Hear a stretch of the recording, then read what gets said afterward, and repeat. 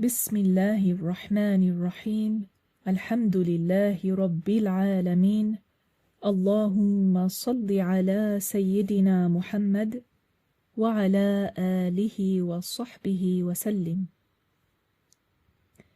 Sorry to keep you guys waiting.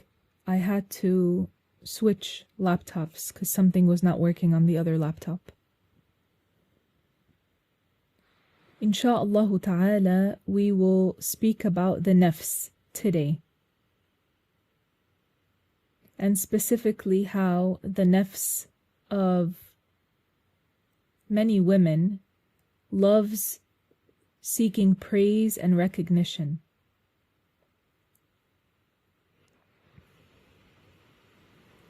Subhanallah, many women today, they face immense pressure from social media, from societal expectations, and their own personal desires related to recognition, fame, and approval.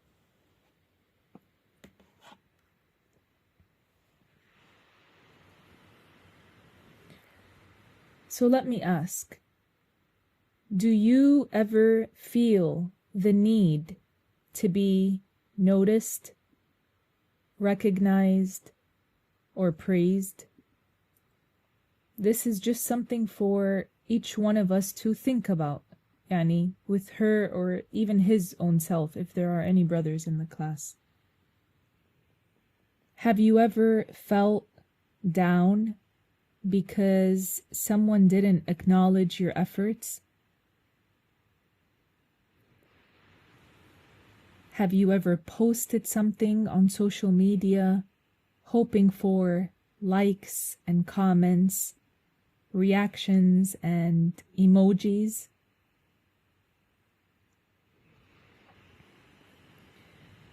The nature of the nafs is that it craves attention, it craves status, and it craves superiority. And when we talk about the nafs, we mean the soul. The nafs and the soul is the same thing. So the self of a person is their soul. And the nafs carries deep instincts. The Prophet sallallahu alayhi wasallam said in the hadith, "Al-hawa yu'mi wa yusim." Al-hawa yu'mi wa yusim. A person's inner desires can blind and deafen.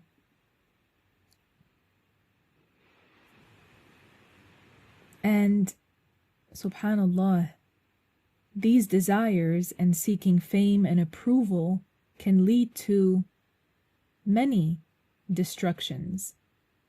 Amongst them is the destruction of good deeds by having al-ujub bi ta'atillah, which we'll touch on briefly, as well as insincerity, arrogance, and jealousy.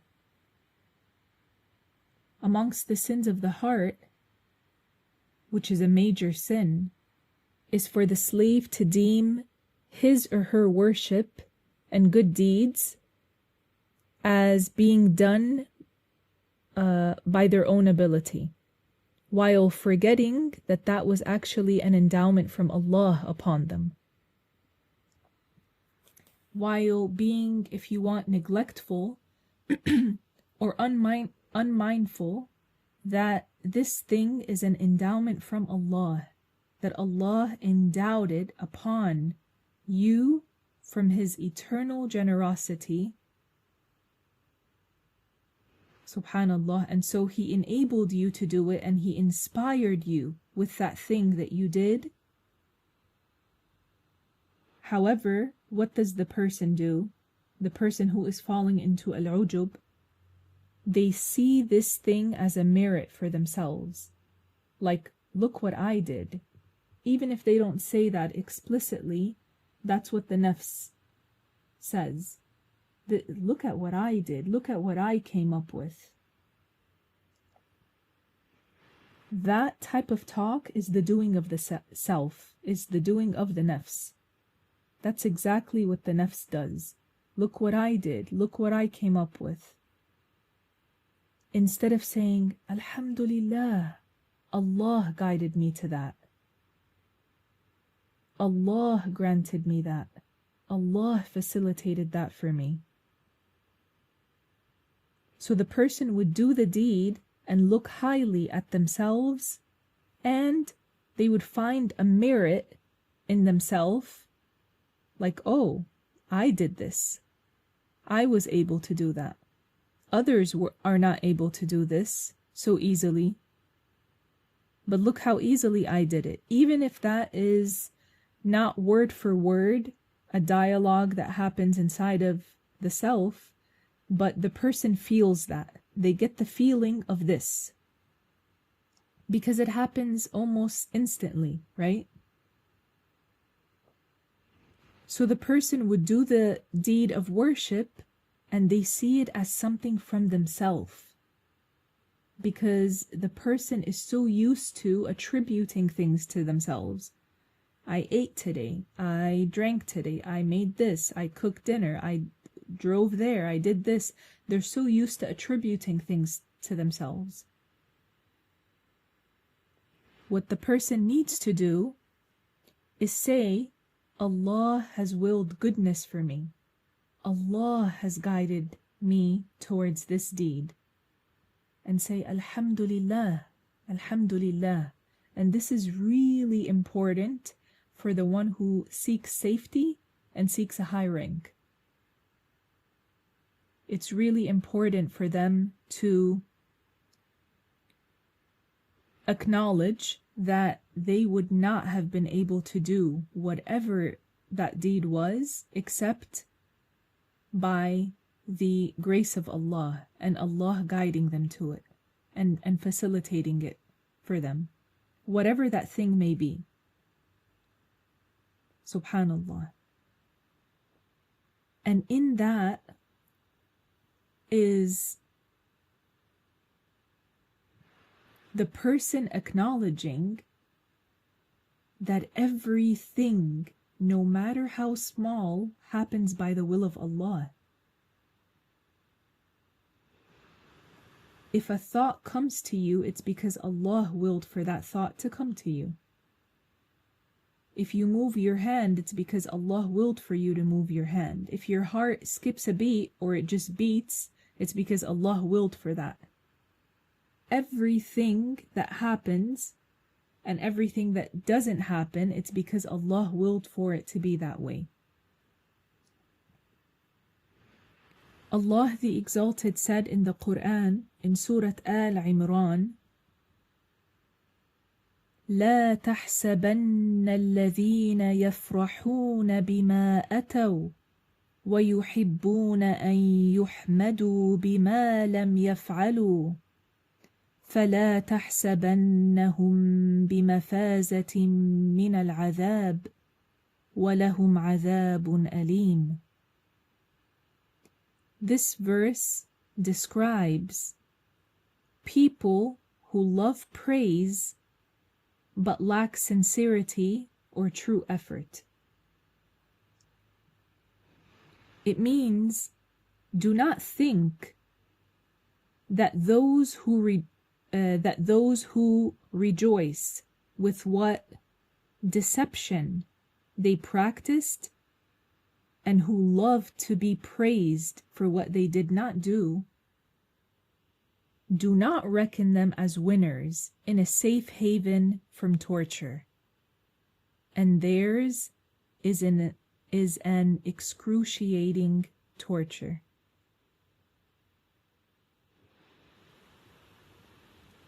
Al-Imam al-Nasafi said about this verse, فيه وعيد لمن يأتي بحسنة فيفرح بها فرح إعجاب ويحب أن يحمده الناس بما ليس فيه. He said in this verse there is a warning for the one who performs a good deed and rejoices over it with a sense of self-recognition, and who loves that people praise him for what is not in him. It was narrated that the Prophet ﷺ asked the Jews about something in at-Tawrah, in the Torah, which is the book of Allah that was revealed to Prophet Moses. And the Jews withheld the truth and they lied to the Prophet ﷺ.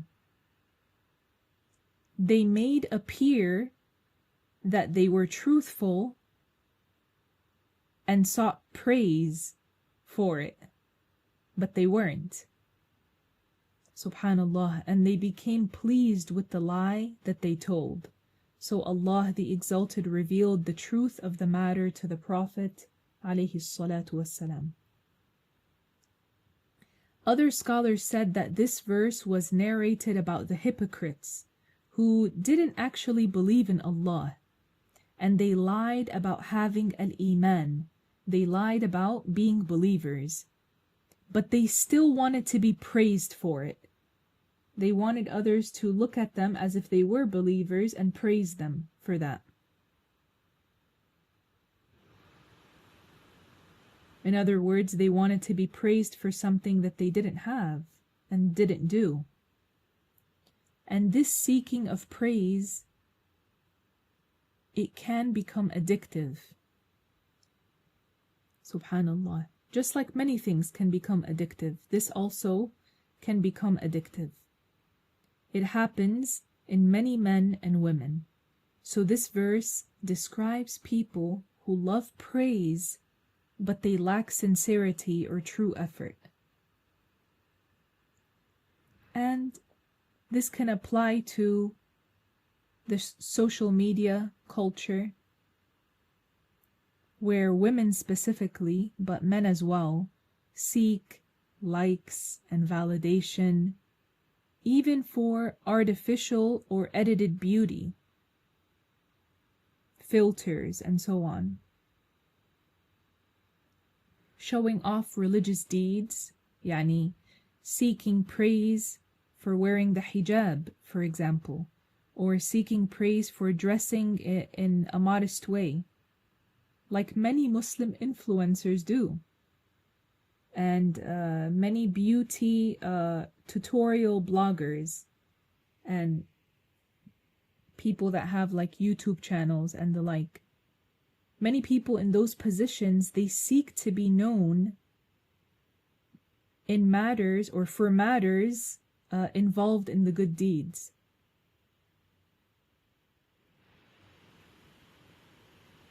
Subhanallah. Even adding to that charity and the religious knowledge and worship, rather than seeking Allah's acceptance in all of that. I'm sure that we've all seen videos where people do praised acts and they record them, obviously, because we watched it, and they put this out there for millions of people to see.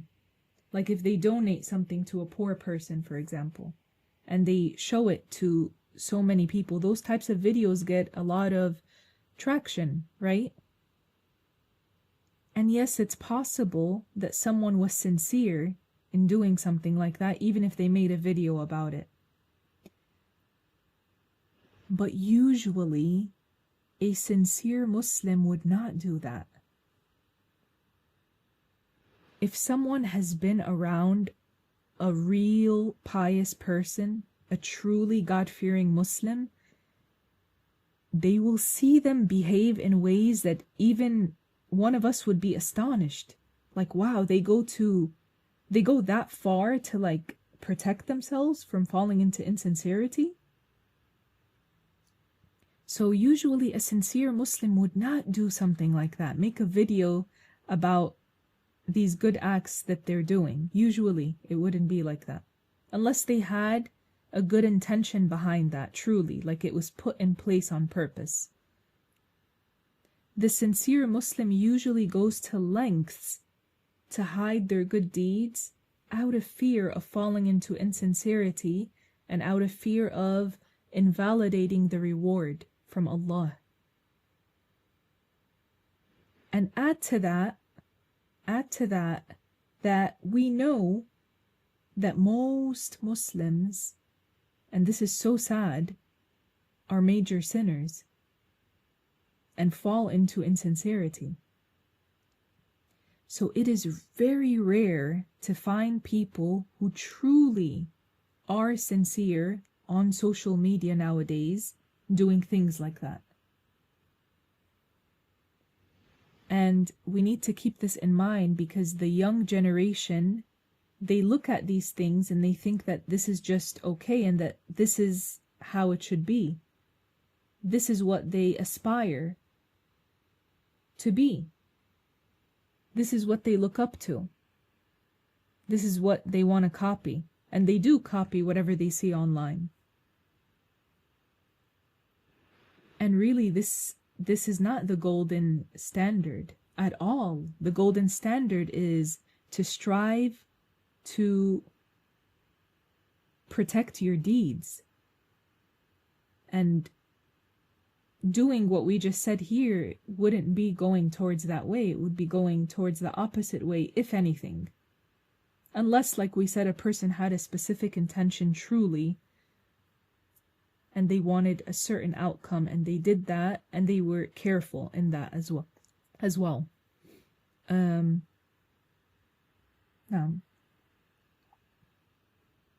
What would the Nafs say? The Nafs would say, do it. People will like this. People will benefit, and you will feel good about it. You're only doing a good deed. Your family would be happy with this. Your spouse would be happy. The people who see it will wish they can do the same. But deep down, the person would be masking the truth of their intention, which is seeking the praise of the people, seeking the likes and the comments, seeking being seen in a good light.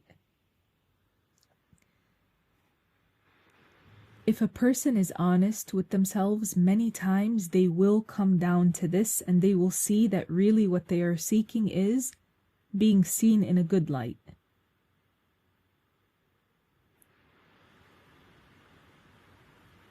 And if a person is honest with themselves and sees that, they can correct it. Like, how many people actually ask themselves, why am I doing this? What is it that I'm trying to gain? Why am I doing this deed? Or why am I doing this? Or why am I doing it in this way? Why did I choose this over that?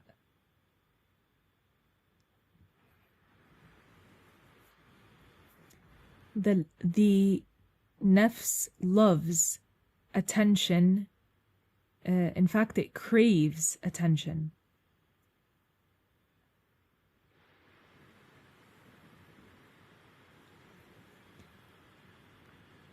The solution is for the person to purify their intentions.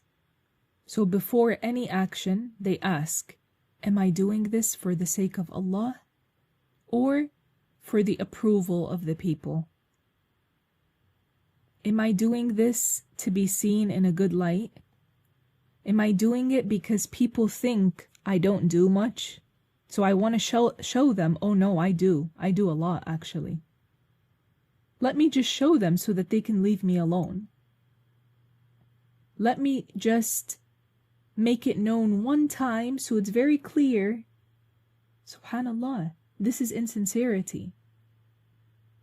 That is insincerity, and I think it needs to be spelled out like that, yani word for word, so that people understand it, because even though we mention insincerity so much, a lot of people still don't have a good grasp on what insincerity is, and that's for many reasons. One of them is that they don't reflect. And we talked about this, I think it was not last Thursday, but the Thursday before that. The importance of reflecting upon that which you hear. Reflect upon things. when you take a lesson on sincerity, think about it and think about your own deeds and reflect and compare.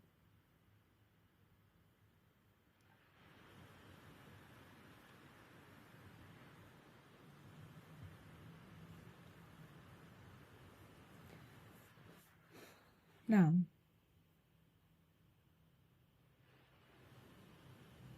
the scholar said, لا خلاص إلا بالإخلاص. And this is a statement that can be understood in different ways. Literally, it means there is no escape except through sincerity. It means there is no safety except through one being sincere for the sake of Allah. That this is the way to safety.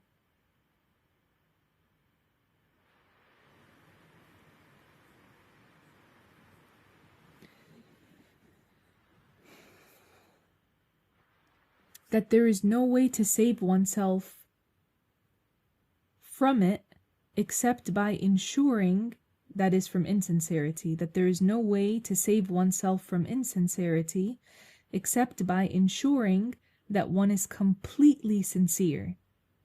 And many people, they don't try to ensure that they are completely sincere. They are very satisfied with doing what in their eyes is the bare minimum, which many times is not even enough.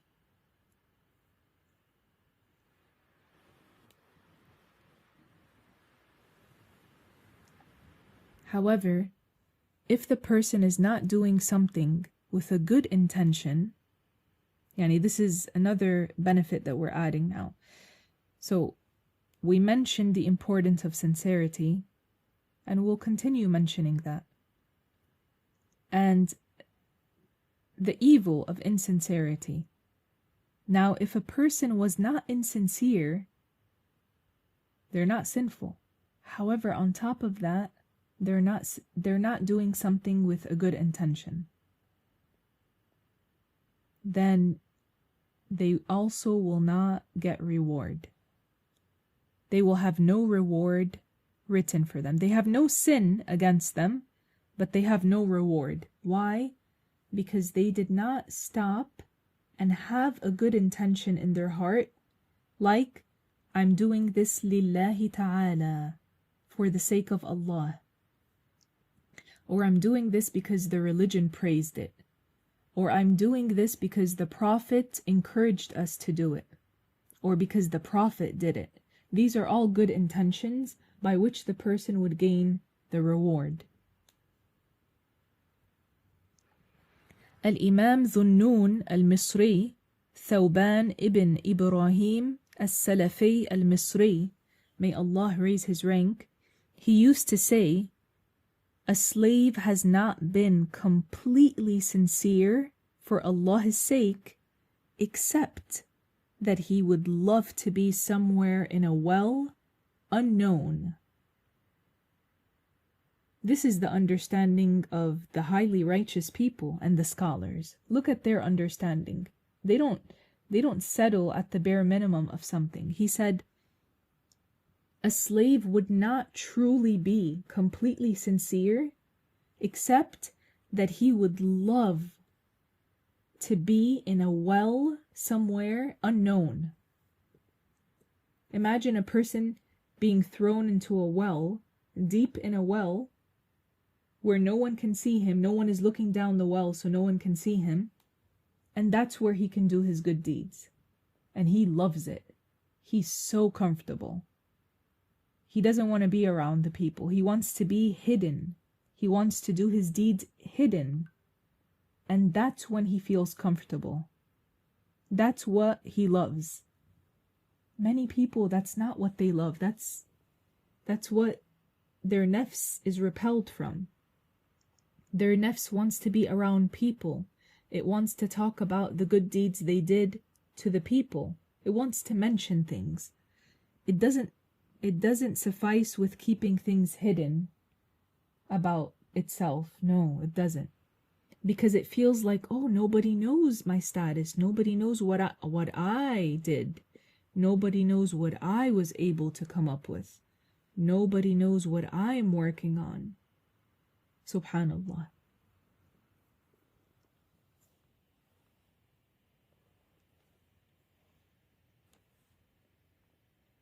The sincere person would do the good deed wherever he or she is, because he is sincere and he is doing it for the sake of Allah. Even if he was deep in a well somewhere where he will not be seen. And on top of that, if people were there, he would fear insincerity. He would fear insincerity. Some people are very, let's say, uncomfortable when they're around people and having to do like a good deed, because they feel more comfort alone. They're really afraid of falling into insincerity, and they are very attentive to what they're doing and how they're doing it and what's in their heart. And inside they are asking Allah to protect them and spare them. And some people, they don't feel that at all. They feel right at home around so many people doing this and doing that. And they don't stop to think about their intention. The Prophet ﷺ said, ألا إن في الجسد مضغة إذا صلحت صلح الجسد كله وإذا فسدت فسد الجسد كله ألا وهي القلب. Which means, indeed, within the body is something that resembles a chewed piece of flesh. If it is in a good state, then the whole body will be in a good state. And if it was in a corrupt state, then the whole body will be corrupt. Indeed, it is the heart.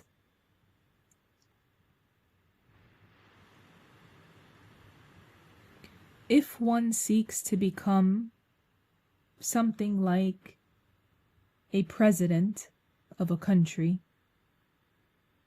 you might see that president or that person visiting some people here, visiting some people there, so that he would become famous amongst the people, right? If insincerity was that person's intention, then he's sinful. He's a major sinner. Now, if his intention on top of that was for people to give him gifts and the like, to think highly of him, and so they would give him gifts, then he would be someone who is consuming the wealth of others unrightfully. And for sure the reward is nullified. He doesn't get any reward. If a person prayed with the intention of praise of the people, then there is no reward for him in his prayer.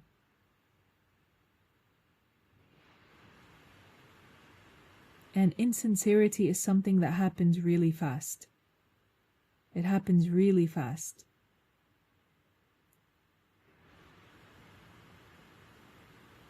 It's not the case, usually, that a person just takes a lesson on insincerity and sincerity, and that's it. They've got it down for the rest of their life. That's it. No, it's usually not like that. This is extremely rare, because insincerity is one of the last sins that a person gets rid of, which means it accompanies them for most of their life for many people. Which means if a person thinks that they're not being insincere, they need to really look deeper, because it's likely that they are in one way or another, unless they are truly from those few that are not. from those rarer people that are not. And a person might be sincere at one point and then insincerity creeps into the heart. That could happen in the same session, and it can happen on different days.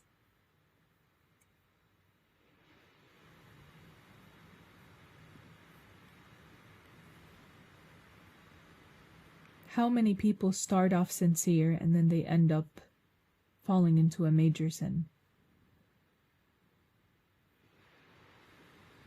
The nafs likes to appear higher than others. And so, if you see one of our sisters or brothers doing something that is good, don't praise them. At times, we find a benefit in saying, MashaAllah, this is good, so that they can continue doing it and you encourage them. But generally, don't praise them like, look at what you did. You were able to do this, or you don't praise them like that. Do not let them hear you praising them. This is for most people. The Prophet ﷺ heard someone praising another one time. So what did the Prophet say? ﷺ. He said, they have destroyed him. By their praise, they have destroyed him. So do not openly praise each other a lot.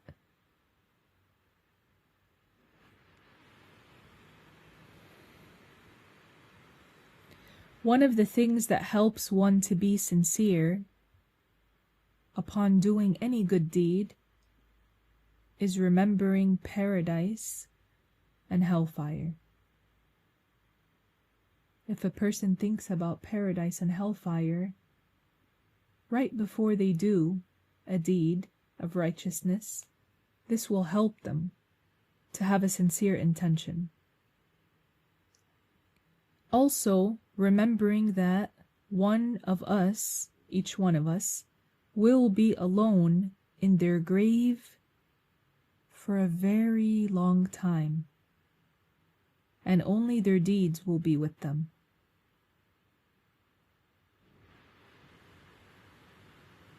Subhanallah. Also remembering that the sins, they have consequences. And if the person thinks like that subhanallah, Allahu A'lam, Allah knows best, what consequence I would get if I commit this sin. That could be that the person would be prevented from something that they really want, for example.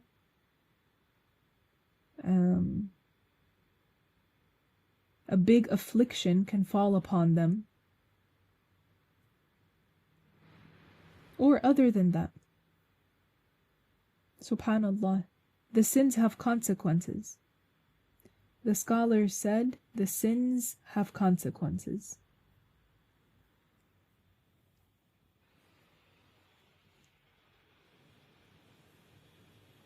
Yes, about the saying of the Prophet ﷺ, he heard someone praising another, and he said, alayhi salatu wassalam, when he saw that happening, they have destroyed him. They have destroyed him. Meaning through their praise of him, they destroyed him. Because praise affects the heart. And like we mentioned, it can easily become one of those things that a person chases. It's addictive to feel that feeling when a person praises you. And to want to feel like you're seen in a good light.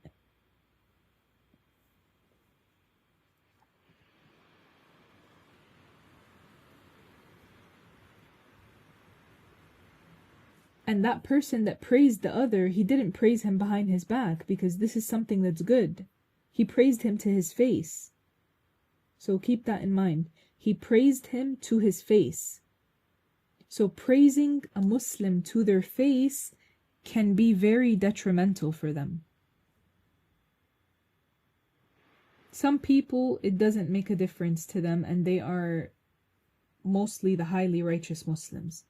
Praising them, whether you praise them or you dispraise them to their face, they know themselves very well, and they know that Allah sees them and Allah knows about them, and that everything happens by the will of Allah, and that reward comes from Allah alone, and punishment comes from Allah. And so they're not worried about you praising them or dispraising them. But as for other people, they get really affected by both of those things. Dispraise can make a person sad. Yeah, it can make a person sad because you wonder, why did that person say that to me? Or why did they treat me that way? It doesn't mean that that person is insincere because they were sad. No, that's a human, it's a normal human thing, emotion that is felt if a person is mean to you or harms you unjustly or the like. But for many people, praising them to their face would really affect them in a bad way. And the Nafs loves that. The Nafs loves to be praised. If ever one of us got that feeling before of wanting that praise, that's the Nafs. That is the Nafs. And the more that we know the ways of the Nafs, the more that we can tame it, the better that we can tame it, right?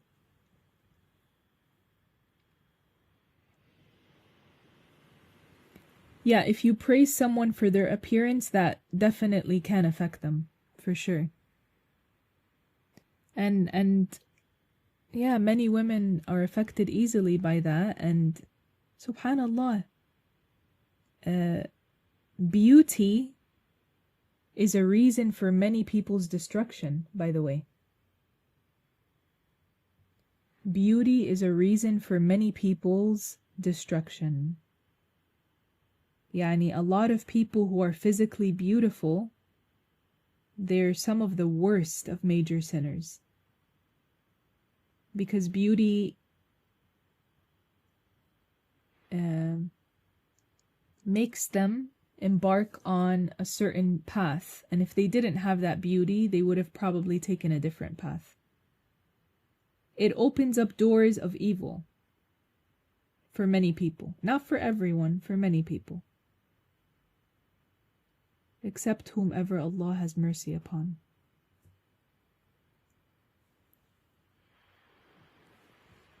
SubhanAllah, many of the awliya are very beautiful physically. Some of them are not physically very beautiful, but many of them were actually very good looking, like men and women, subhanallah. Some were extremely beautiful, but Allah protected their hearts. And that wasn't a reason for them to become astray and become amongst the people of low ranks, yani low levels. It wasn't a reason for them. But for others, it is something that deceives them. Just like good health might deceive many people. Being affluent, having wealth might deceive many people, subhanallah. These are all ways by which Allah tests his slaves. Subhanallah.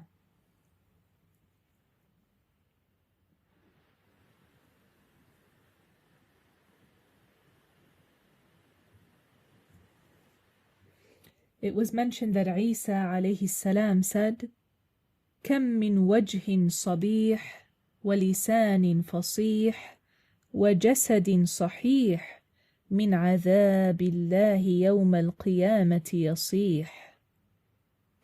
It means how many of a beautiful face and an eloquent tongue and a healthy, nice built body will be screaming from the torture of Allah on the Day of Judgment. Yani will be calling out, screaming, yelling from the torture of Allah. So beauty and health and wealth, it does not save a person. And for many people, they actually, they lead to their destruction, unfortunately. Except whomever Allah has mercy upon. I ask Allah to make us amongst those whom He has mercy upon. Allahumma ameen, Ya Rabb, Ya Rabb.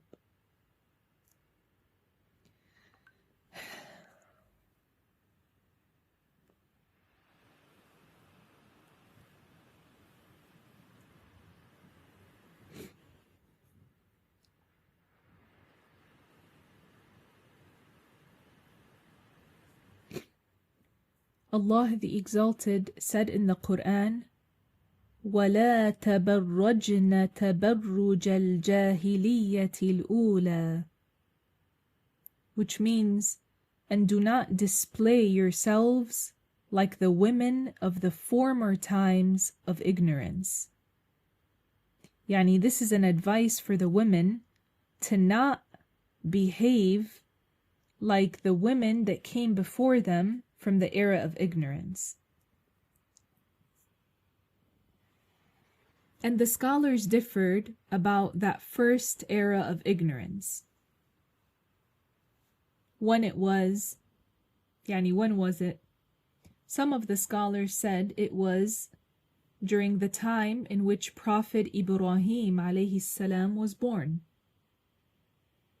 And at that time, subhanallah, some of the women would wear a tunic,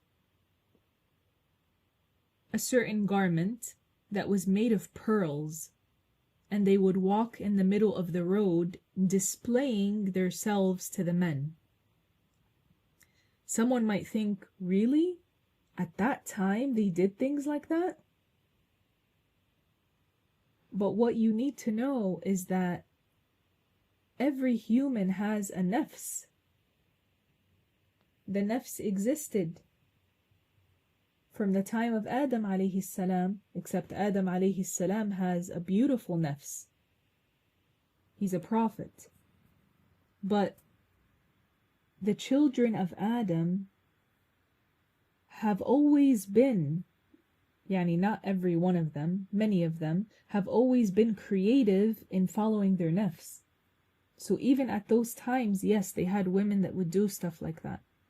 They knew what caught the attention of people.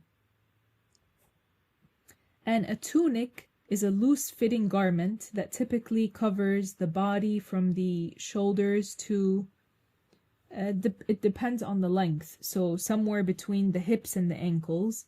It can have a long or short, sleeves. And it's often worn as an outer or even an undergarment. In historical and Islamic contexts, a tunic is known as a 𝙤𝙤 in Arabic. It was a common type of modest clothing, but it could also be used improperly. If it was worn in a way that attracts undue attention. So imagine one being made of like something shiny or being made of like pearls.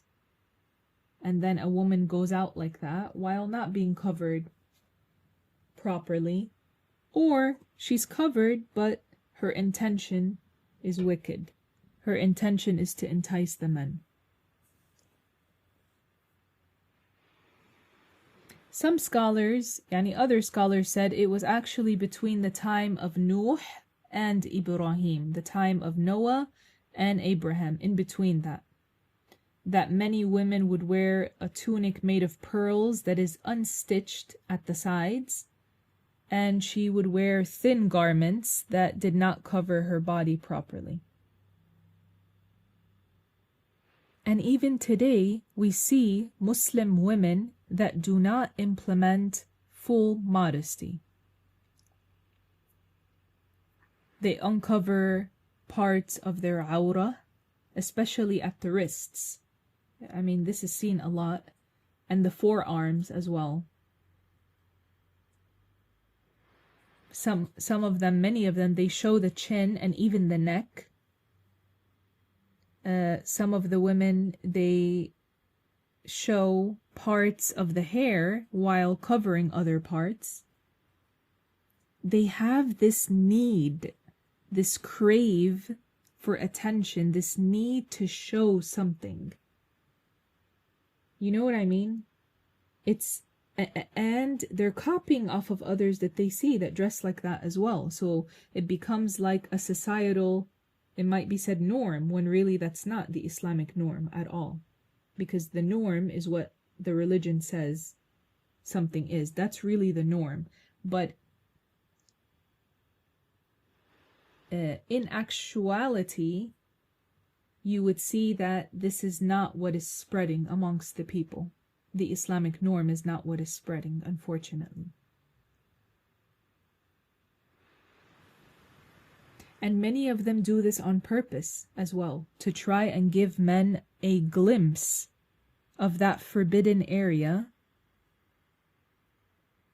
to entice men in some way and on some level, or even so that other women see that. However, it would be haram for them to go out like that, because men can see that part which should be covered.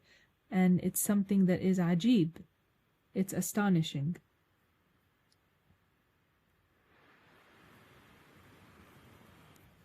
This is the nafs that does that. This is the nafs that craves that attention. It is the nafs that calls for that. And subhanallah, yani brothers and sisters,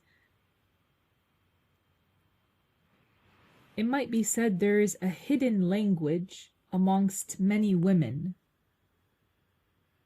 I think the sisters attending the class will know what I'm talking about. Other women notice and understand what and why women are doing things at times. And how some women can be. This is something that is known amongst women. Yani, some women, subhanallah, the way that they behave, they're not tricking anyone but themselves. They're not fooling anyone but themselves. Even some men, they see these matters for what they are, and they are not fooled by them. They know, subhanallah, they know when women are trying too hard. And they know when a woman is trying to get a man's attention by doing all sorts of things, by coming up with very creative ways to get his attention. Whether it's dressing a certain way, or having a certain tone of voice, or coming to him and maybe showing a part of her wrist, or subhanallah, brothers and sisters, yani, these things are not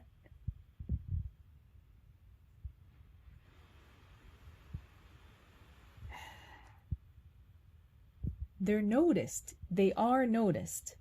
They don't go unnoticed like that, like someone might think. Allah knows a person's intention ultimately, for sure, but a man, if he sees something like that, what he will know for sure is, I don't want my daughter or my wife to behave in that way. And so at the least, he saw something that he knows shouldn't be that way. Allah knows what the person's intention is, but he would know that, subhanallah, that is dangerous, because a man knows how many men think and how many men would look at a woman like that. And he wouldn't want his daughter in that situation or acting like that. And he wouldn't want his wife or his mother or his sister in that situation. And because of that, he knows what many women think he doesn't know, and he notices what many women think he doesn't notice. Even amongst Islamic circles, for example,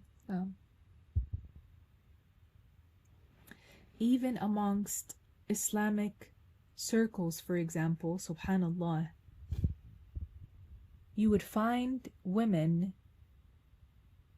that come up with ways to get a man's attention, whether that be a teacher, whether that be a sheikh, whether that be a person sitting in the class, for example, or something like that. They have very creative ways.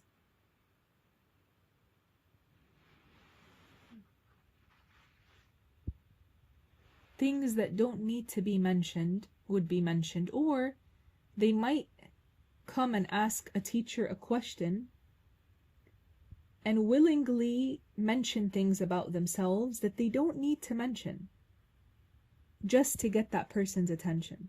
Or they might come up with things like, oh, let me talk about some dreams that I had. I had some questions about some dreams that I had. And their intention would be just to let him know about some of the dreams that they had, to spark some attention and attraction.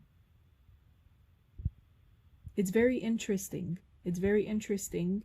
And just like these types of people go to lengths to get what they want and the attention of a specific person, the pious person goes to lengths to protect their heart and to tame their nafs and to go against their nafs lillahi ta'ala and to protect themselves from insincerity and falling into sin.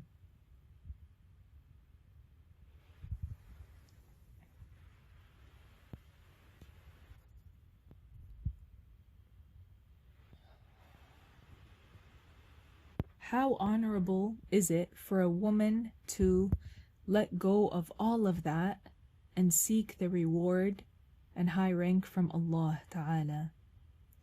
How honorable is it for a woman to be strong in going against the low standard of most women nowadays on earth? And how honorable is it for a woman to go against her nafs?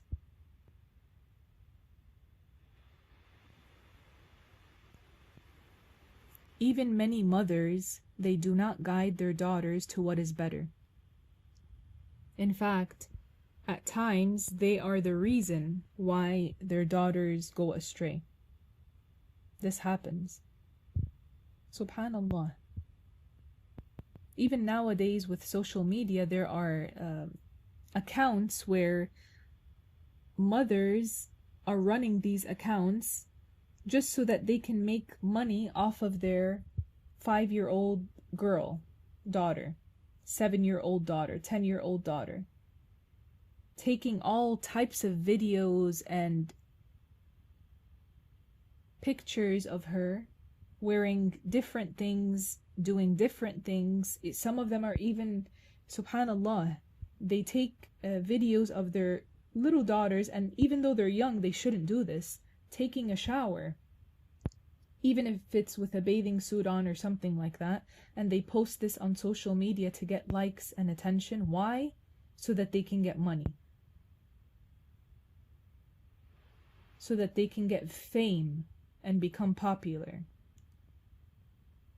It's really sad, and it's twisted because there are a lot of sick people that look at people's videos and pictures online. Some mothers, they want their daughters to show off their beauty, like their hair, their good skin, the shape of their body, so that they can attract a so-called suitable suitor in their eyes. However, if a pious, God-fearing man is what you seek, that type of person will not be impressed, nor captivated, nor enticed by this tahawun fi din, by this negligence and carelessness in religion. In fact, they would be repelled by that.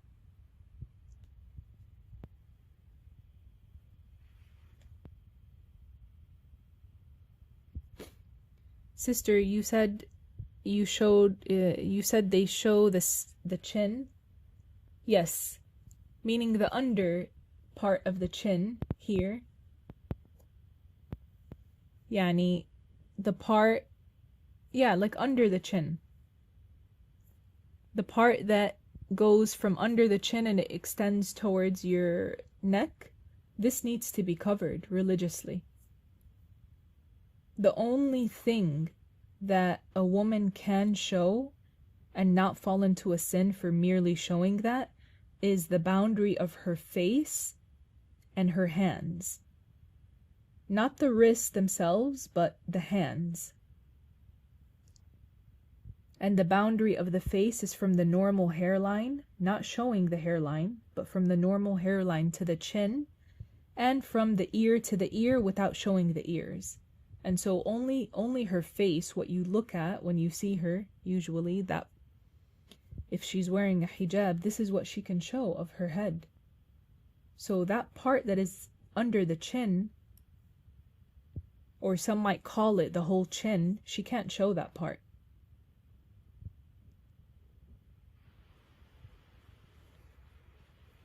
It's not permissible.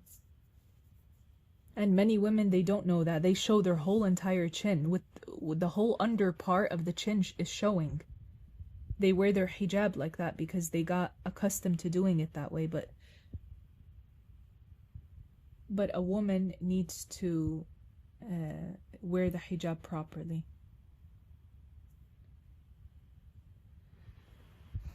Insha'Allah ta'ala, we can post an image in the group later, just showing you the boundary of the face and from the side as well, so it's very clear what we mean.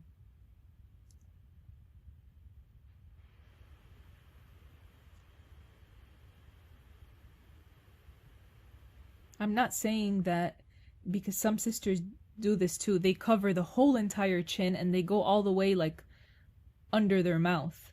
That's fine, but they don't have to do that. That's covering more than what is obligatory. That's not what I'm saying to do. I'm saying that part that is under the chin, like the pointiest part, if you want, of the chin, that part under it needs to be covered. And for many women, they don't cover that because they tie their hijab right on their neck, like down here, right under their chin. And so a part of their chin shows, that under part, if that makes sense. So going back to the double chin is another thing, but that part that they call a double chin, yeah, she can't show that because that's under the chin. Now, a pious man who is searching for a wife, he is looking for someone to be the mother of his children, right? He's looking for someone to instill in his children the good and to protect them from the bad. Someone that is, someone that can be trusted with children, meaning they fulfill their obligations, they stay away from the haram, yani they pray. She prays 5 times a day. And so when he's looking for a wife, he will take into consideration, this pious man, I'm not talking about any man, I'm saying the God-fearing man, he will take into consideration her way of dressing, her speech, how she talks, her tone of voice perhaps. Some people, they don't prefer for a woman to be very vocal and loud, for example. And this is amongst Muslims and non-Muslims. There are a lot of non-Muslims that don't want a wife like that. And he will also take into consideration her habits. What does she do with her time? Who does she hang out with? Similarly, a pious Muslimah, will also be searching for a man who fears Allah, who fulfills his obligations and refrains from the haram, who would be a good father for her children, someone she can feel safe with.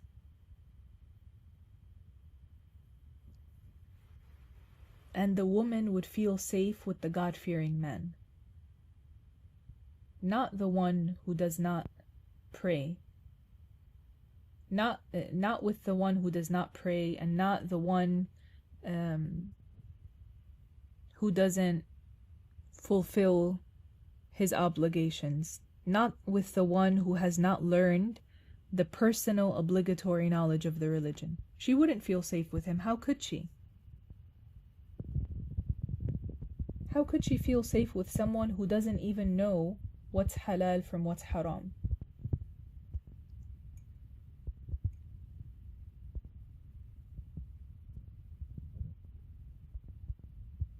And many men, Muslims and non-Muslims, subhanallah, they prefer a woman that does not go out a lot. Subhanallah, even nowadays there are many men, and there are many that don't agree with this, but there are many non-Muslim men who will say, I don't want a wife that goes out clubbing. I don't want a wife that goes out every day. I don't want a wife that dresses provocatively. For example, many non-Muslim men will say that. And some of them are even stricter, and they will say, you know, I want her to be at home. I don't want her to go out. I'll provide. And they see that as strict, but really, religiously, it's better for her to be at home. What did Shaykh Abdullah, rahimahullah, say? This highly righteous Muslim scholar. May Allah benefit us by him. Allahumma ameen. What did he say? He said, what is this bad habit that women leave their house to go out once every week? He was talking about the times that he was living in, and he passed away like 16, 17 years ago. He said, what is this bad habit that women leave their house to go out every week? He said, in Al-Habasha, in Abyssinia, where he was from, the women go out twice a year only. Shaykh Abdullah said the women in Al-Habasha, they used to leave their house 2 times in the whole year only. 2 times in the whole year. And he was saying, why are women going out once a week? Subhanallah. There are women that they don't even go out once a week. They go out every single day. Yeah, most women nowadays, they're outside of the house every single day. They're putting themselves at many risks, right? All different types of risks.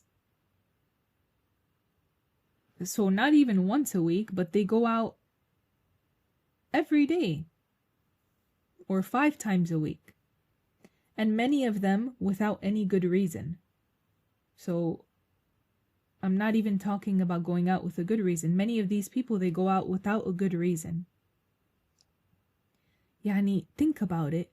What is this nafs that wants to be outside all of the time? Why would an honorable Muslim woman want to be outside all of the time, around strange men? And she would want to leave the safety and comfort of her home. Now, because many women were not raised in Muslim countries and amongst like a good Muslim upbringing, and they were taught the Western standards, and I'm not talking about halal and haram here, I'm just talking about what's better. I'm talking about what's better. Because many women were not raised in Muslim countries where they were taught what's better and what's Islamically better, and instead they were taught the Western standards, they have an air of wanting to go out. not to entice men, but just to be outside. Just to be outside. They feel like, subhanallah, for many women, and this is true, and subhanallah, they feel like something is lacking, or as if they are missing out on something if they are inside of the house all day, when they shouldn't feel that. They should not feel that, and it should be that they feel like being at home mostly. That should be what they want. And this does not include going out to acquire the personal obligatory knowledge of the religion. And this does not include going out to teach the personal obligatory knowledge of the religion, because these things are necessities. And so if her husband allows it for her to go out to teach, for example, then she goes out and teaches. And also this does not include the need to go out for earning a salary, as long as it is a necessity for her to live.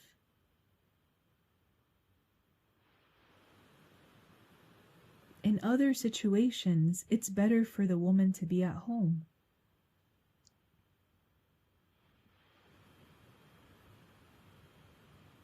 The Prophet told us that. The Prophet sallallahu alaihi wasallam told us that. Allah revealed that to him. The Prophet said, إِنَّ الْمَرْأَةَ عَوْرَةٌ فَإِذَا خَرَجَتْ اسْتَشْرَفَهَا الشَّيْطَانُ وَأَقْرَبُ مَا تَكُونُ مِنْ وَجْهِ رَبِّهَا وَهِيَ فِي قَعْرِ بَيْتِهَا. Which means, indeed, the woman is awrah. What does that mean? It means most of her body is something that should be covered and protected. The Prophet continued to say, so he said, indeed, the woman is awrah. So if she goes out, the shaitan is on the lookout for her already.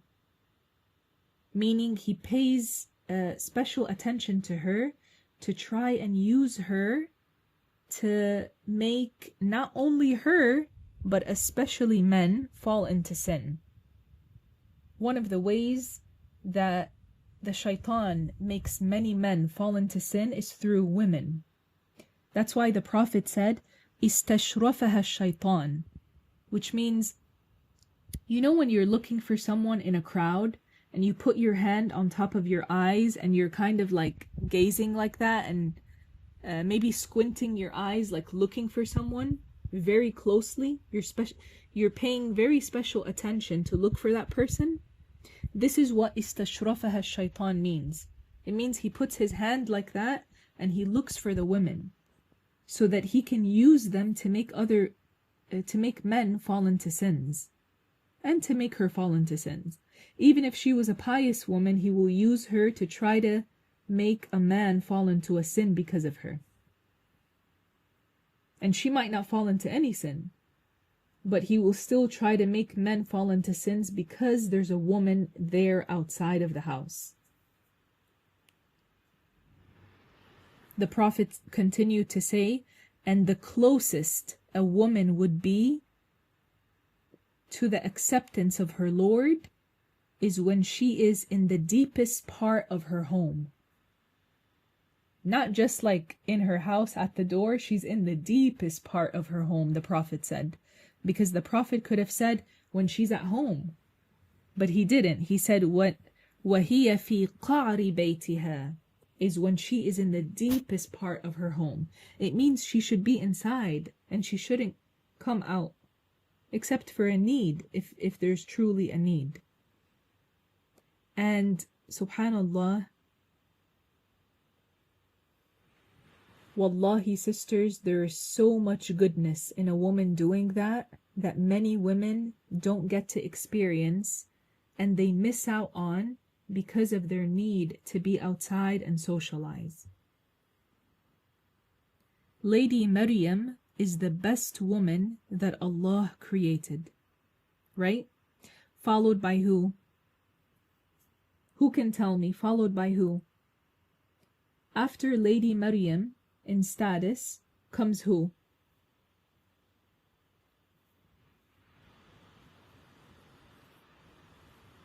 Anyone?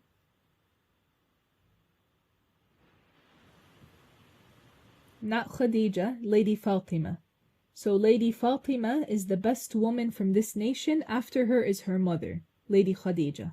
So in rank, Prophet Muhammad said the best 5 women are Lady Maryam, then Lady Fatima, the daughter of the Prophet, then Khadija, her mother, then Lady Asiya, the wife of Fir'aun, and then Lady Aisha, the most knowledgeable woman that Allah created. That was Lady Aisha. She was the most knowledgeable.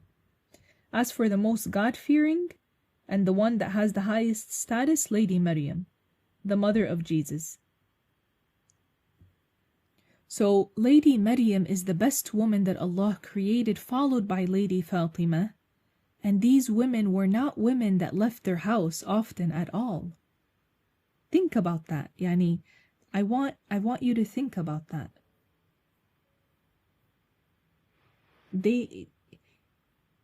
At the time of Lady Fatima, there was a need for things too. Yani, the da'wah had needs as well. Because some people seem to think that we only have da'wah needs right now, and that's not true.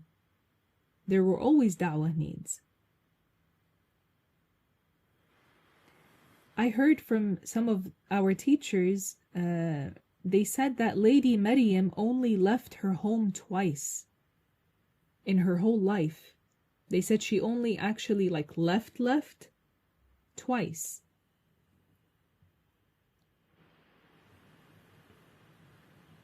Think about that for a moment, coupled with the fact that she is the best woman that God created.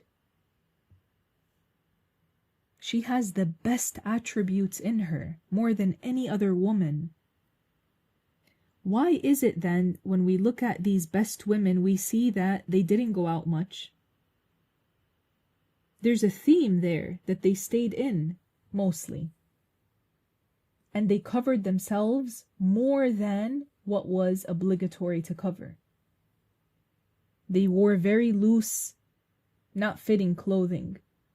Yani they exerted this effort.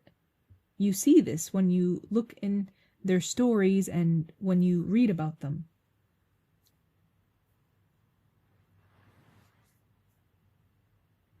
And still, some women cannot stand being home. And they feel that they need to see people and that people need to see them. And this is the need of the nafs. That's where the nafs comes in. It's like, no, you're not feeding me enough. Well, we're not supposed to be feeding the nafs. We're supposed to be taming it. Shaykh Abdullah said, the one who does not go against his nafs, he will not go up in status. The nafs wants to go out. The nafs wants to sit with people and talk. The nafs wants to laugh. The nafs wants to eat delicious foods. The nafs wants to eat delicious foods and drink pleasing or pleasant drinks and enjoy its time and cool down and,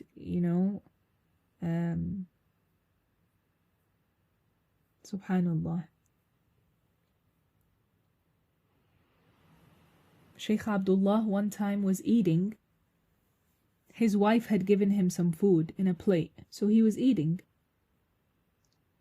And all of a sudden, she saw him. He took his water and he poured it into his food. And so his food became watery. So she came to him and she said, Shaykh, why did you do that? He said, because I found it very delicious. He said it was delicious. He said, كَانَ لَذِيذًا جِدًّا. It tastes too good. And he's not used to His nafs is not used to be given that. He's not used to, he didn't get his nafs accustomed to these delicious things. Why? Because he wants a higher status. That's what he prefers more than the delicious food and the delicious drink. He knows that going against his nafs means having a higher status if he does that lillahi ta'ala. And so that's what he prefers. And so he poured some water in it so it doesn't taste as good. You know how it would taste if you pour water in your rice, right? And in your food. It's not going to taste as good. It'll taste watery. Subhanallah.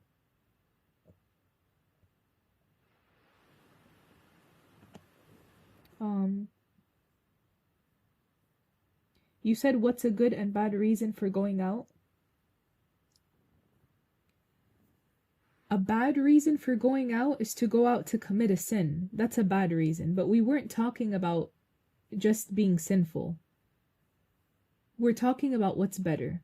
A good reason for her to go out is for her to go out to learn the personal obligatory knowledge.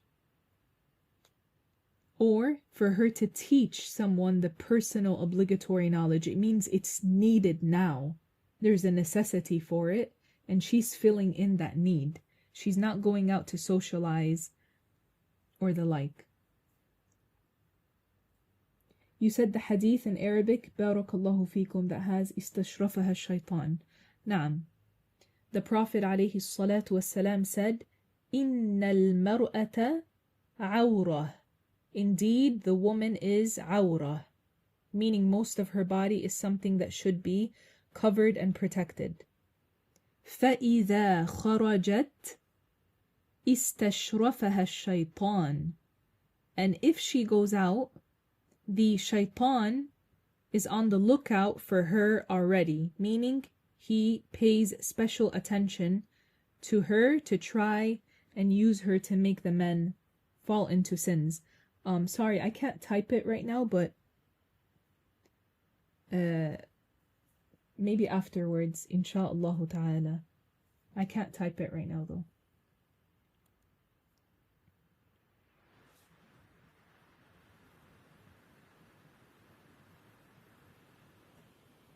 Now, you said I'm in Canada.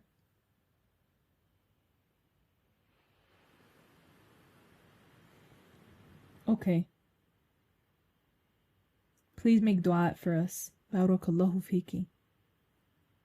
Insha'Allah ta'ala, we'll post the hadith afterwards, but right now I can't type it right now in Arabic, unfortunately. It'll have to be after the class.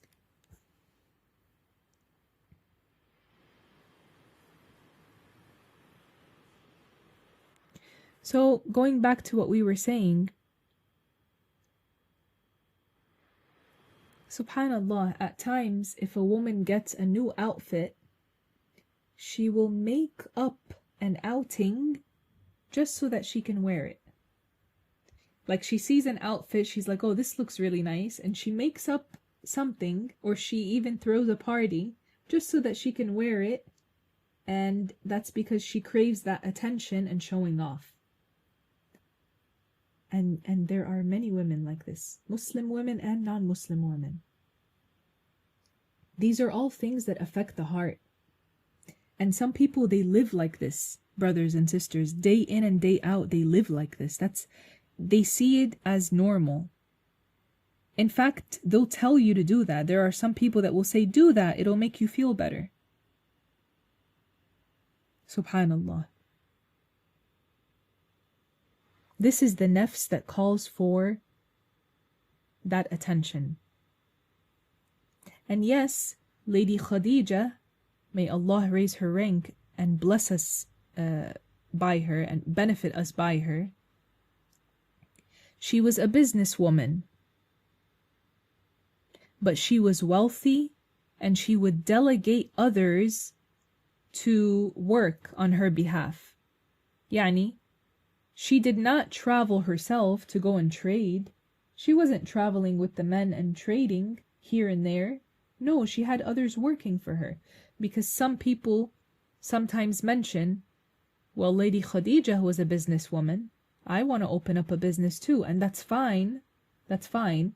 But at least know that Lady Khadija wasn't like the women nowadays. She wasn't leaving her house and going to run business deals and transactions. She wasn't doing that. She happened to be a wealthy woman and she had people that worked for her.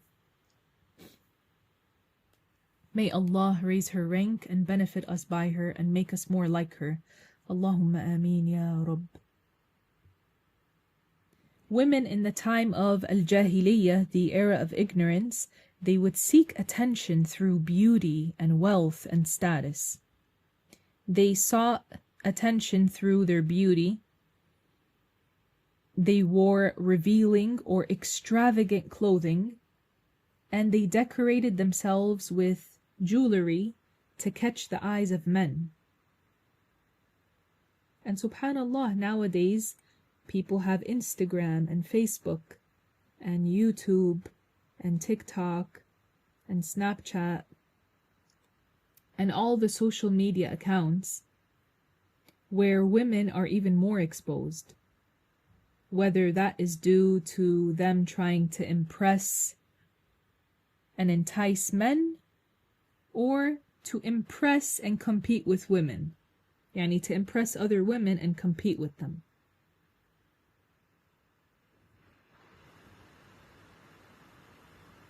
People don't think truly about why they're doing something. Like, why do you do that thing that you do? Why do you have that thing that you have?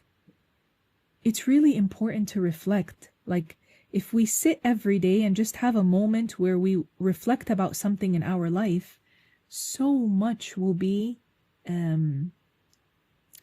clear to you. Why you do that, why you wear that, why you have that.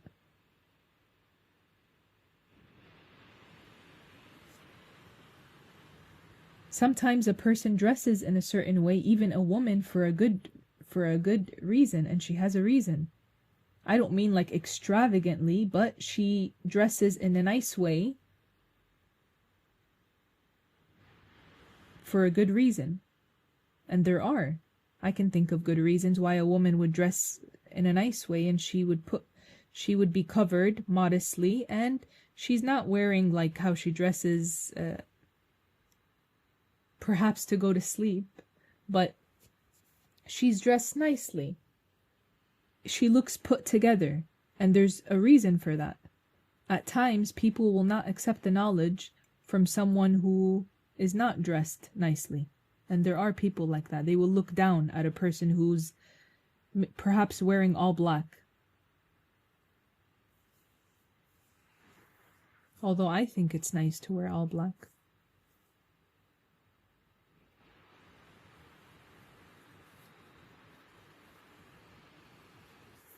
Also, wealth. Women from elite families back then, they showcased their status through expensive fabrics, buying expensive fabrics, pearls, emeralds, rubies, gold, and flaunting their riches to gain admiration.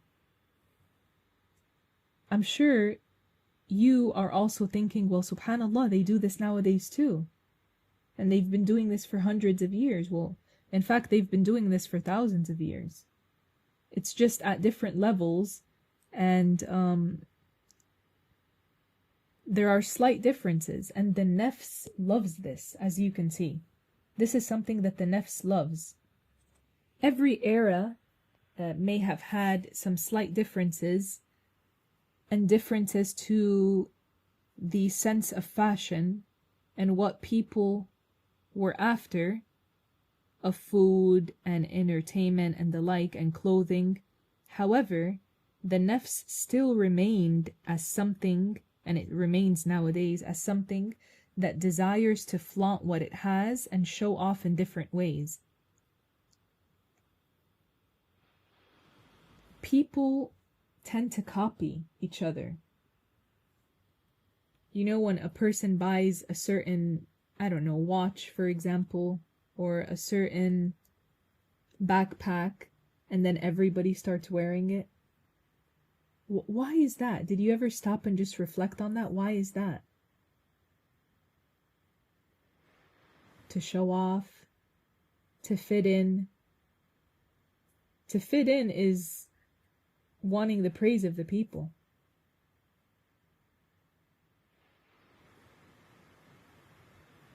Subhanallah, these things happen, and they happen back then too. They don't just happen nowadays. In the past, women would go out to the markets from time to time, and they would buy things from time to time. Not like nowadays. Nowadays, as the Prophet said, ﷺ, the markets are widespread. The Prophet said before the Day of Judgment, the markets will be close to each other. And we see that now everywhere. Like there are markets on like every street, right? Subhanallah. And women nowadays don't even have to leave their house to make purchases. So they go out and they shop, and they come home and they shop. The Nafs loves new and shiny things. So today you can order from a dozen stores online, and your package arrives the next day, or in a couple of days, or in a week at the most. And you can, she can sit there and have a try-on haul in her home, in her bedroom, and she returns whatever she doesn't like. And just by looking at all of those shopping bags and hundreds of items, the Nafs salivates. Subhanallah. These are all things that the Nafs pushes the person towards. Yani, we're mentioning it in so many different scenarios so that it's understood that that's the Nafs that pushes the person to do that thing. When we say the Nafs, that's what we mean. Those types of desires and those cravings. Many women nowadays, they have dedicated closets just for their purses. And they have dedicated closets just for their shoes, and others just for their jewelry. That's besides the clothing. The dresses, the coats, the pants.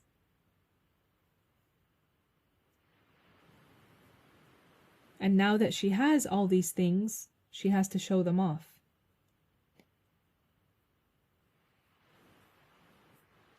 And the women will show off these things through their social media outlets. But they will also feel the need to go out and show off their items as well. Yani, they can sit at home and make videos and post it on social media, or take random pictures and post them on social media, but they will also want to go out because their nafs is pushing them. It's like you're missing something. You didn't fully get the attention that you deserve, it might be said. Subhanallah. Subhanallah. This is not how the pious women lived. It's really not. And I remind myself and you to think about this and just compare our situation nowadays and the way that we live to the way that they lived. Because on the Day of Judgment, we will see those women. We will see them. And we will be judged, and they will be judged. And besides the diseases of the heart that many women are afflicted with in this regard, as we've been mentioning now, many are also afflicted with 𝙉𝙤𝙛𝙨, the evil eye. The evil eye.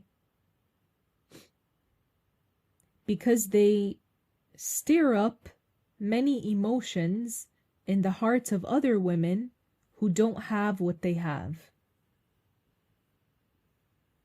Yani, it's very dangerous for a woman and a man to put their lives on social media like that. It really is.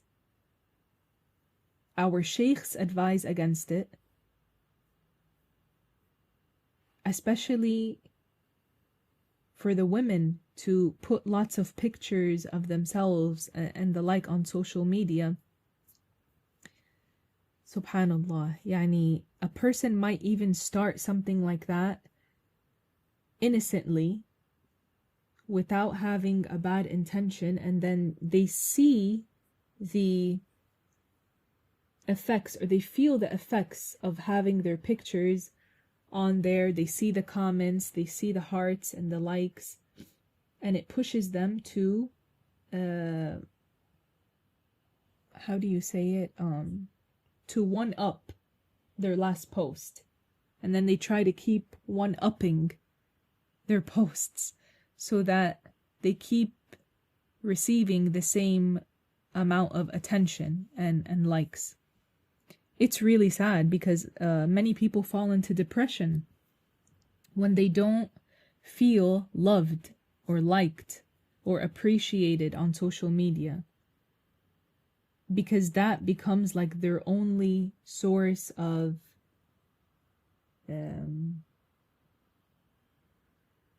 fulfillment.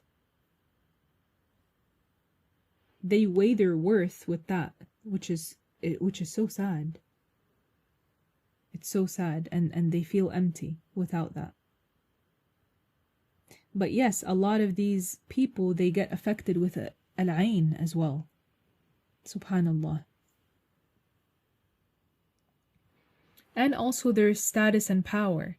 Some women manipulate men and women through flattery, charm, and influence, using their social standing to gain different favors and gain control and reach an end goal that they have. And this is something devastating also in our era, now even more so than before. Yani, this happens on a very large scale in different circles and different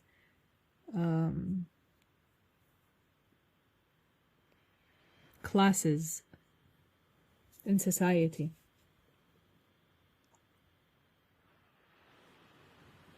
So as you can see, the same tendencies exist today as they existed before in the past. However, we have nowadays social media and more fashion trends and self-promotion and less people acquiring the religious knowledge and showing importance towards the religious knowledge. There are way less people than before that are engaged in good deeds. And so you can see how, subhanallah, people's hearts would be really messed up. They would be corrupt. And the Prophet said, if the heart is good, everything will be good. Seeking fame online can destroy modesty and sincerity in worship. And a person could have mountains, many mountains of sins, major sins, because of these matters. And they wouldn't feel it. How would they know? Unless they really looked into their deeds like that and they wanted to change for the better.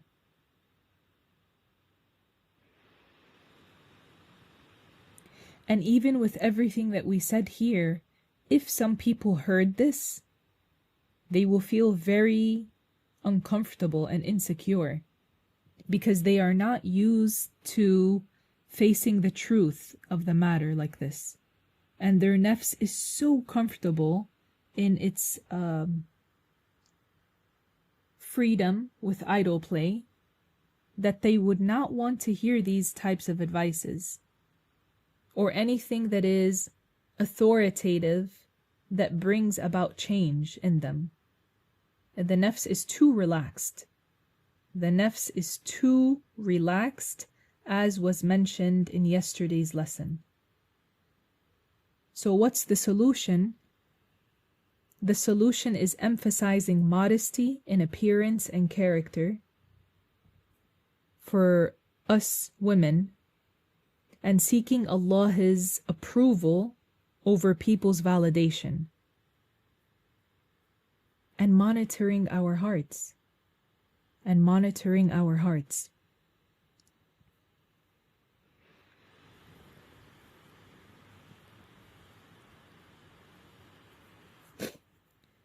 Shaykh Samir Hafidhahullah Ta'ala, he said that it was mentioned in a hadith that 3 people will be brought on the Day of Judgment. It will be said to the first one, "What did you do?" And so he will say, "Oh my Lord, I recited the Quran and I worshipped, seeking your acceptance and greatness." It will be said to him, "You have lied. You only prayed so that people would say he is a devoted worshipper. And that has already been said about you." Then he will be ordered to be thrown into the fire. Then the second person will be brought, and it will be said to him, "What did you do?" And he will say, "Ya Allah, Ya Rabbi, O my Lord, I had great wealth, a lot of money, and I used it to maintain my family ties and give charity to the poor, seeking your acceptance." It will be said to him, "You have lied. You only did it so that people would say about you, he is generous, he is noble and charitable. And it has been said." Meaning, you were after something and you got it. You got it already in the dunya. So there's nothing for you in the hereafter. There's no reward. Then the third one will be brought, and it will be said to him, "What did you do?" And he will say, "Oh my Lord, I went forth to fight your enemy, and I confronted them, and I fought in your cause until I was killed." It will be said to him, "You have lied.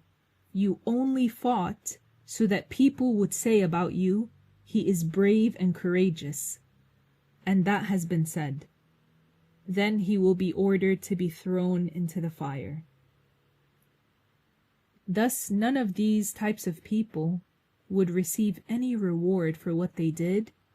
Rather, they will be thrown into Jahannam. May Allah protect us from it. Allahumma ameen. What is the reason for that? The reason for that in all those cases is insincerity. There are so many hadiths about sincerity or insincerity. Why? Because it's prevalent. It's something that's prevalent. Most of the people are afflicted by it, or afflicted with it. These people performed good deeds, but their intention was not to obey Allah. Rather, they sought the praise and recognition of people, even if they also wanted the reward, but something in them, even if it's something small, it wanted to be recognized, just a little. Even if most of their intention was lillahi ta'ala, but part of them wanted the recognition of the people. Part of them wanted the praise of the people. And this is the doing of the nafs. It pushes people towards their destruction. Why? Because it wants so bad to be recognized for that split second that people will forget. People won't even remember that they looked at you highly for that moment.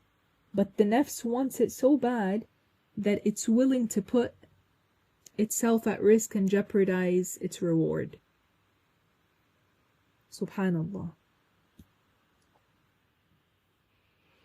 Isn't it foolish for a person to struggle and exhaust himself or herself only to earn a sin instead of reward? And all for what? So that the people would say, so and so is this, so and so is that. Did you see so and so? Did you see what they did?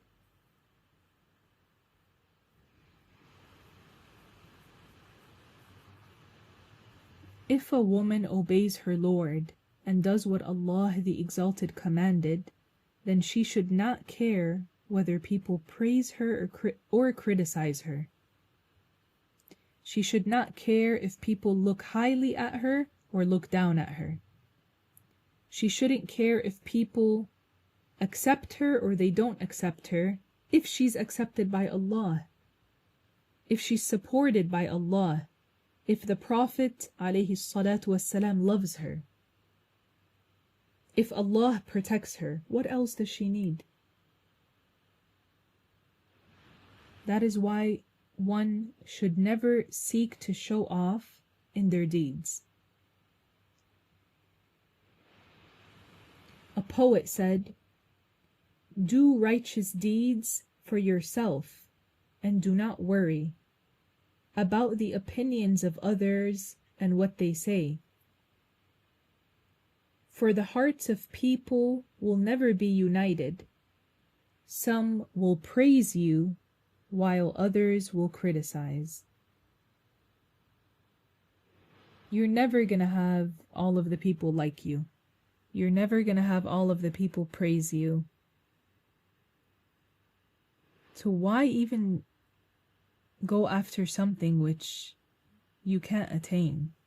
And even if you attained it, it's going to end in this world. It's not going to follow you into the hereafter, except in sin and humiliation.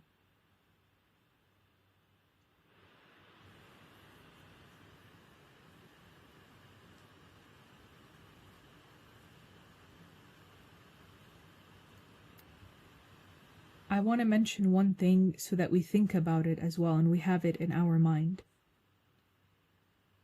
If we were all doing things in the proper way and we were fulfilling all the obligations properly and refraining from all the sins properly, then why aren't we all awliya?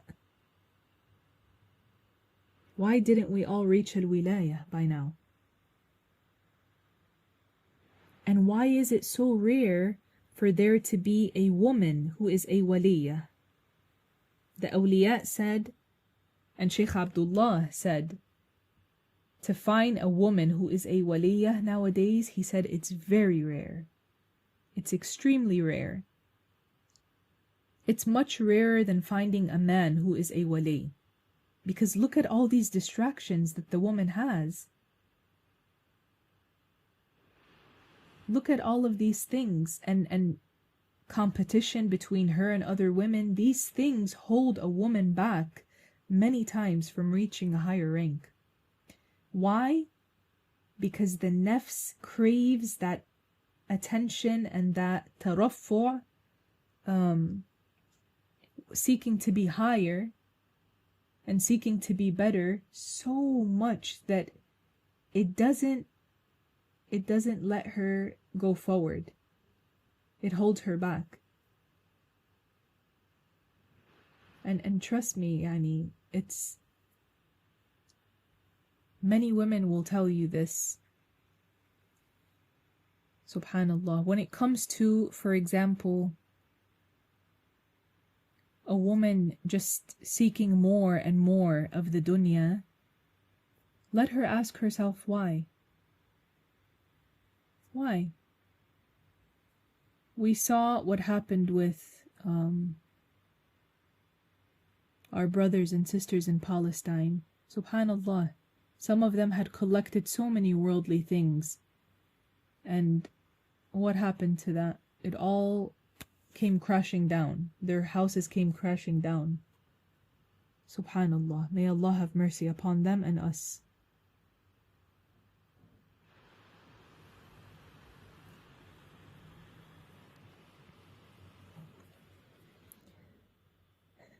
It helps for the women and men to have hidden good deeds. Good deeds that they practice often that no one in their lives know about. Not their mother, their father, not their husband, not their wife, not their kids, not their sister or brother. No one knows about it. Only Allah knows about those hidden deeds that they have. This is very helpful. On the Day of Judgment, the one who has that, they would be happy. Thank God I was able to protect these deeds from being known by anyone from the creation. On top of that, there are huge doors for great reward. And one of them is pleasing the husband. This is a huge door of goodness for married Muslimas. Also, raising her children for the sake of Allah is another vast door of goodness which many women fail in. If you think about it, they spend so much time with their children, teaching them how to eat, how to converse, respecting others, reciting the Quran and reciting dua, the religious knowledge, and good manners, being humble, kind, helpful. You teach them to be sincere, pious, and devout. If the woman did that from the beginning, and the man, of course, yani the parents, from the very beginning of the child's young age, these teachings become embedded in them, and they would grow up with a strong religious upbringing. The one who does that sincerely, they would benefit immensely. Even after they pass away, when that child continues to fulfill these deeds that they taught them, that mother or father, they would continue getting reward. So the intelligent mother or father, what would they do? They would put things in place. They would put things in place and go to lengths to protect those things so that they can continue receiving the reward after they die. Just like people go to lengths to put things in place so that they can continue making money while they sleep, for example.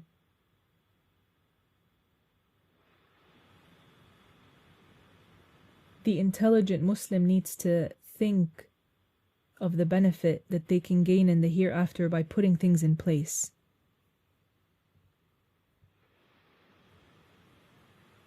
And although many mothers don't even teach their children these matters properly, amongst those that do, many are not sincere, or they miss out on having the good intention. So if they're not sincere, they would be doing it why? And this happens. They do it because they want the praise of their husband. Like, oh wow, look what you did with the kids today. Or, my wife is so good, she's such a hard worker, she's such this, she's such that. They crave that. So it's not just like craving attention from people online or people that you meet in the street. No, like many times it comes from people that you know. Many times that's the source of destruction for one. It might be praise from their parents. It might be praise from their in-laws, for example. It might be praise from people in their community or their relatives or their friends, or a source of competition between them and others in their family or friends. So they're doing it not for the sake of Allah, not seeking the reward from Allah, but to compete with so-and-so because she's doing such and such for her kids. These matters require monitoring the heart. That's what they require. And for the person to know why they are doing what they are doing. As for the one who does the good for the sake of Allah, they would attain immense reward and blessings, insha'Allah ta'ala. And the last thing I will mention, and we'll stop here because the lesson is quite long, mashallah. is regularly renew your good intention. So if you're engrossed in a deed, if you're busy doing a good deed, or you're about to embark on a good deed, have the good intention, and throughout that good deed, renew your intention, lillahi ta'ala. If you're teaching, if you're attending a lesson, if you're reviewing, if you're helping someone, have in your heart, lillahi ta'ala, and again, maybe, 10 minutes later, or even sooner than that, you have the intention in your heart, I'm doing this for your sake, oh Allah. I'm seeking the reward from you, Ya Allah. That's not going to harm you, it's only going to benefit you, because you're only training your heart to do more good and to pay attention. And Allah the Exalted knows best. We'll stop here. If anyone has any question about something that we mentioned, please mention, please ask. Only if you have a question about something that we went over in class.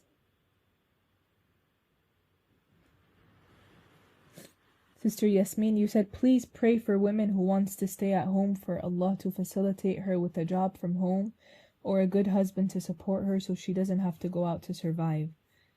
I humbly ask Allah Ta'ala to facilitate for such a woman what eases her situation and grants her what is better. Allahumma ameen ya Rabb. And for her to be at home and not to have to go out to survive. Allahumma ameen. Allahumma ameen. Dua is very powerful, and the good intention has blessings and secrets.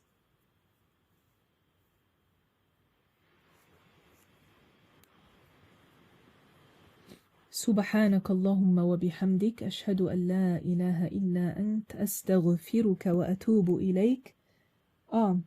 المرأة عورة فإذا خرجت استشرفها الشيطان. نعم. You want the rest of it, right? Okay, let me see if I can send it to you now. Okay.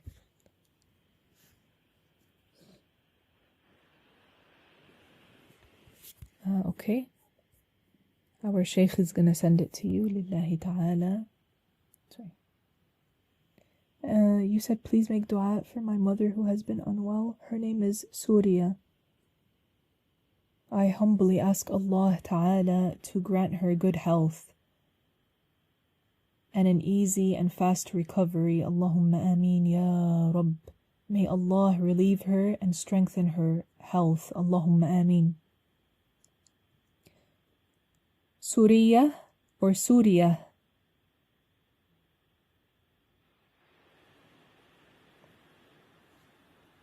Is it Surya?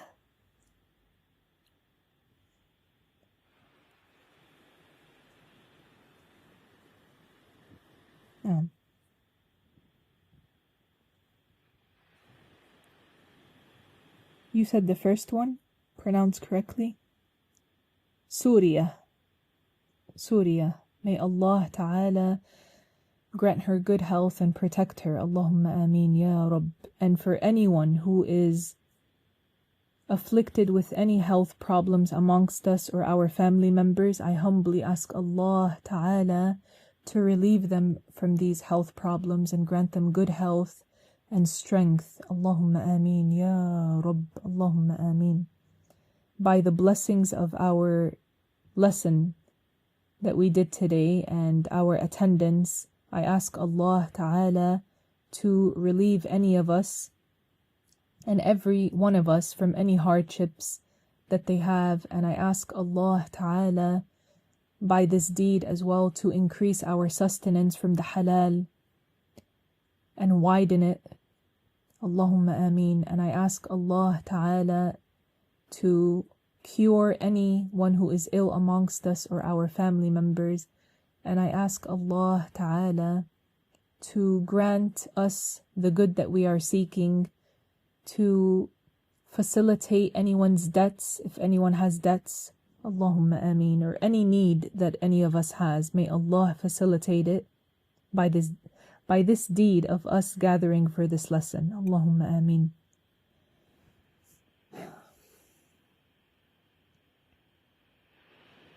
You said, is there any dua that one can make to be safe from insecurities?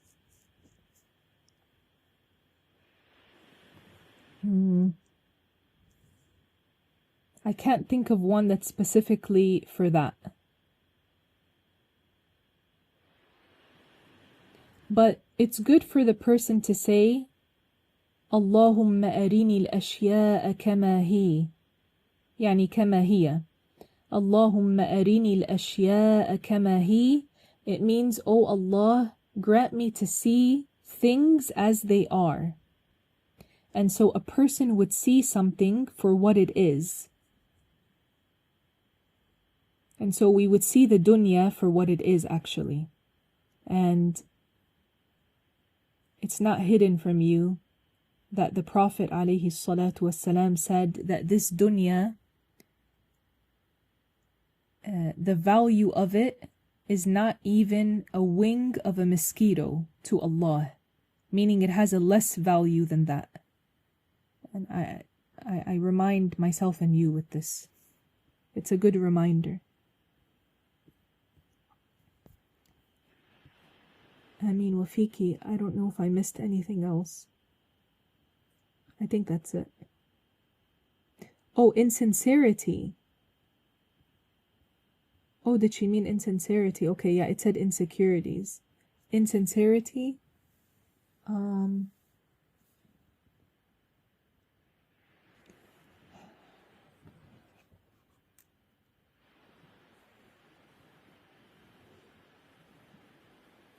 One should say the dua that the Prophet ﷺ taught us to say, which we posted in the past. Ya muqallib al-qulub, thabbit qalbi ala dinik.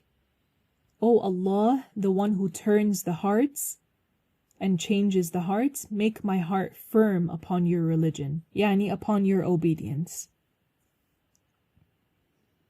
Oh, it's okay. Yeah, يا مقلب القلوب ثبت قلبي على دينك. This dua is very good and powerful too. Alhamdulillah. طيب, we'll stop here inshaAllah ta'ala. سبحانك اللهم وبحمدك أشهد أن لا إله إلا أنت أستغفرك وأتوب إليك. I humbly ask Allah Ta'ala to forgive every one of us for every sin that we have ever fallen into, whether that be a small sin or a major sin, whether we did it knowingly or unknowingly, whether we remember it or we have forgotten it. Whatever Allah knows that we have committed of sins, may Allah forgive us for it all. Allahumma ameen. I ask Allah Ta'ala to purify our hearts.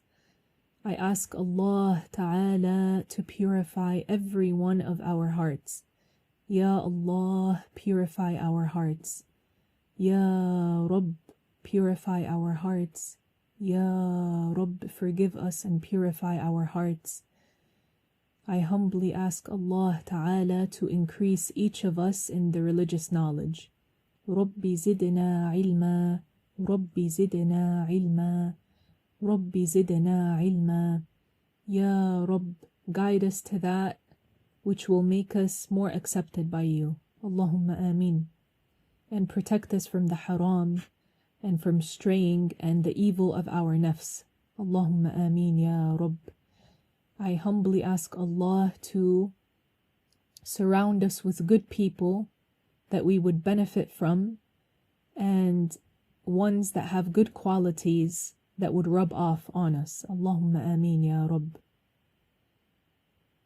And I ask Allah the Exalted to make us reach Ramadan safely and for it to be the best Ramadan for us thus far. Allahumma ameen.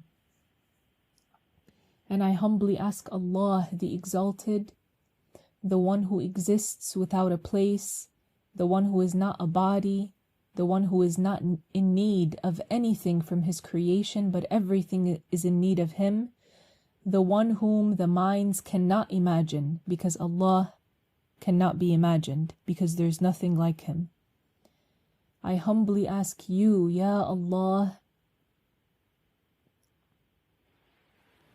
to grant each of us to enter paradise without previous torture. Allahumma ameen, Ya Rabb.